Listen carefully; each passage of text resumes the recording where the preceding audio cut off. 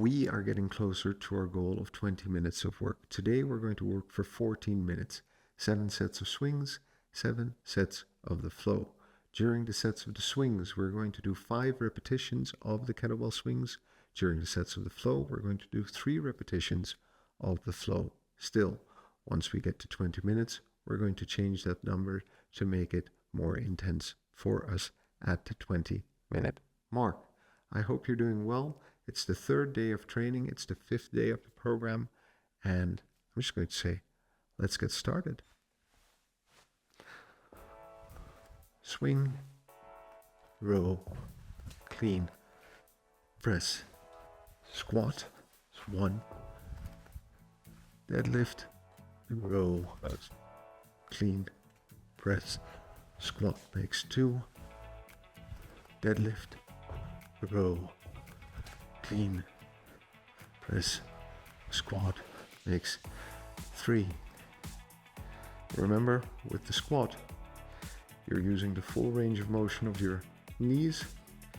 If you can, you're going down and back up. Yeah, it's not the same as a hinge where your knees are doing a lot less work and all of the work's coming out of your hips. But a squat does both the hip hinge and brings those knees into play. 5 swings, let's go. 1. Really press those hips forward. Let them do the work and let the weight pull you down through the swing. So once you've hiked it up, the thrust of the hips lets the arms rise. You're not pulling from your shoulders. Let them fall, fall, fall. And it has to feel almost as if you're letting your arms slap into the tops of your thighs as you let the weight pull yourself through and you thrust again. First 2 sets done. 12 more minutes of work to go. We're going to do the deadlift in the flow. Neutral spine, find your form,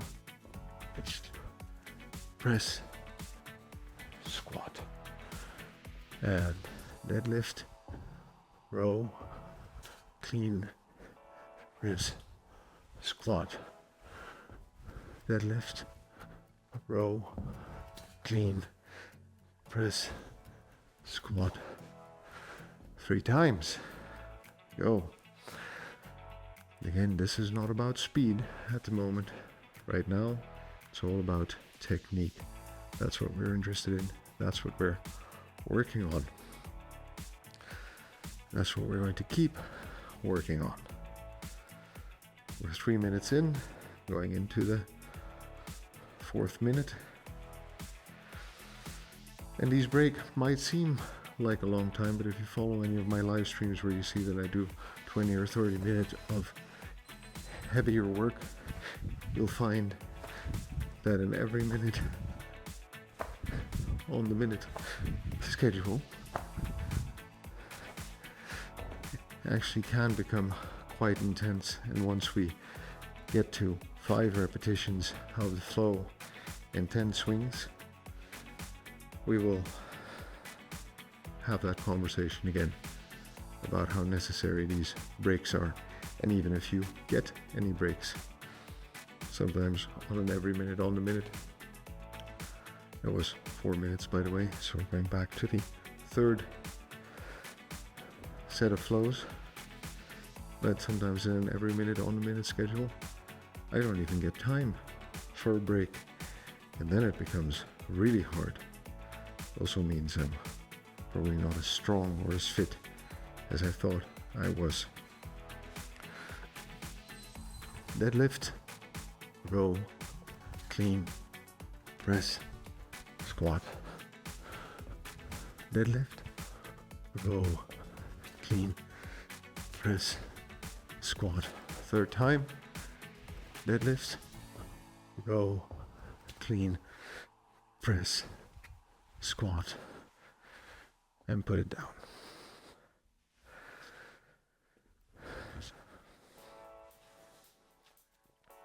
And time tends to go quite fast if you think about it. Just these 14 minutes out of our day are going to kill us, 20 minutes out of our day, but we are going to be fitter, better conditioned, a little bit stronger than we were before.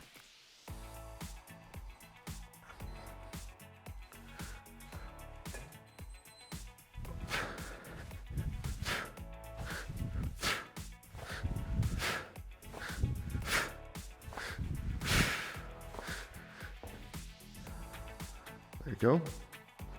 That's 6 minutes of work. Going into minute number 7, which is the flow again. And once we've mastered this up to 30 minutes, then we're going to start doing work with either a heavier weight or one-sided work. And we're going to do some preparatory exercises for that as well. But let's first build that foundation of strength and conditioning, because we'll need it not only for what's going to come in the future, but for row, clean, press, squat, but for daily life. Deadlift, row, clean, press, squat. The final one, deadlift, row, clean, press, squat. There we go. And we're going to do the 8th round, the 8th set.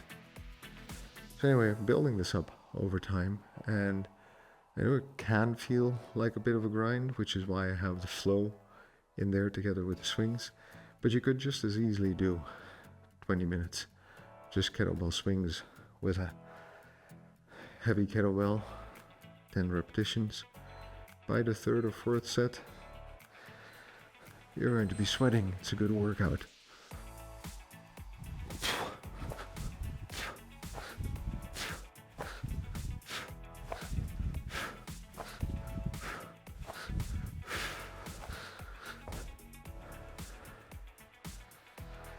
There we go. 9th set. And so I can feel my heart rate slightly increasing. I can feel getting some work in. But for the tutorials, like I said, I'm using an 8 kilo. I'll usually do this with a 12 or a 16.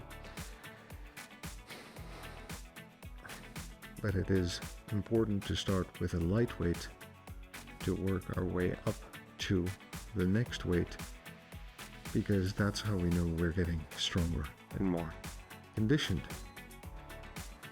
So you can do the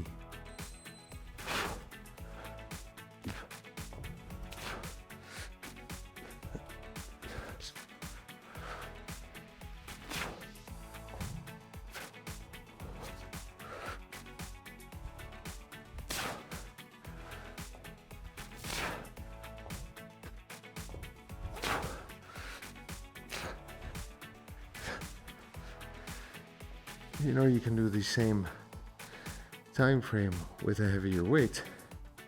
Guess what? You've gotten stronger, right? If you can do more repetitions in the same time frame, you've gotten stronger. You can do more repetitions with the same weight, and with a heavier weight, you're getting stronger. In the end, 10th set, it's the variety.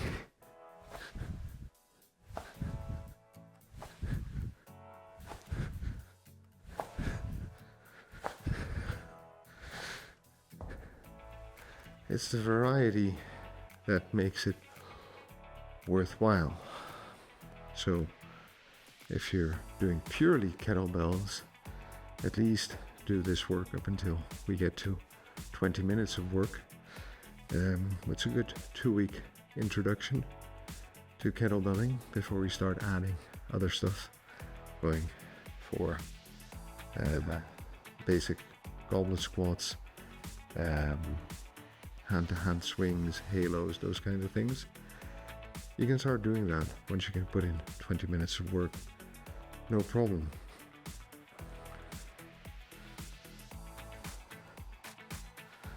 But build the basics first.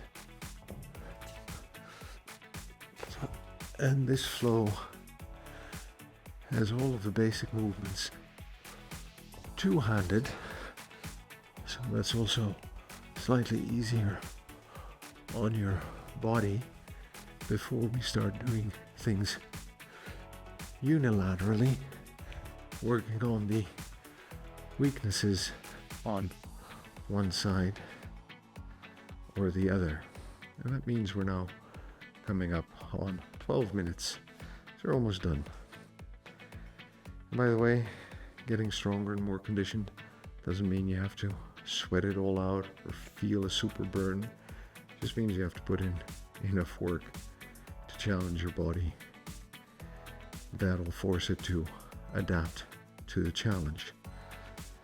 You don't need to go crazy every time we train people.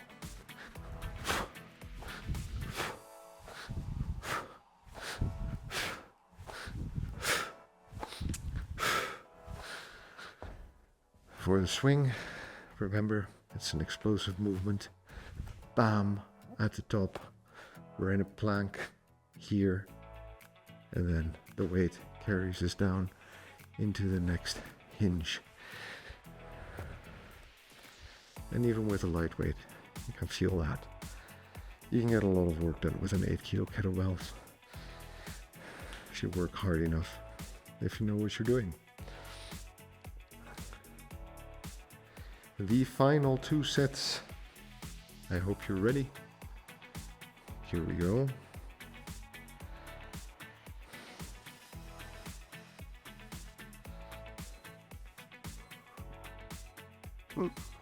Feel it in your hamstrings, your glutes, neutral spine. Look surprised, tuck in that chin. Bend the bar, feel those lats.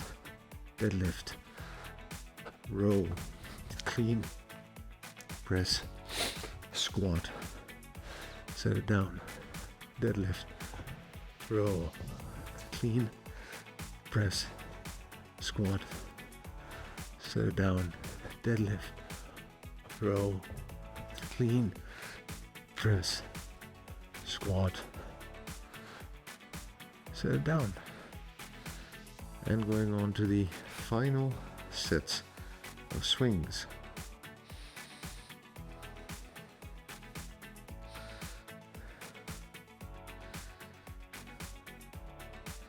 If you need help with your squat, I have a tutorial about that on my channel. By the way, same for the deadlift and the hip hinge. So the trick is to not overdo it.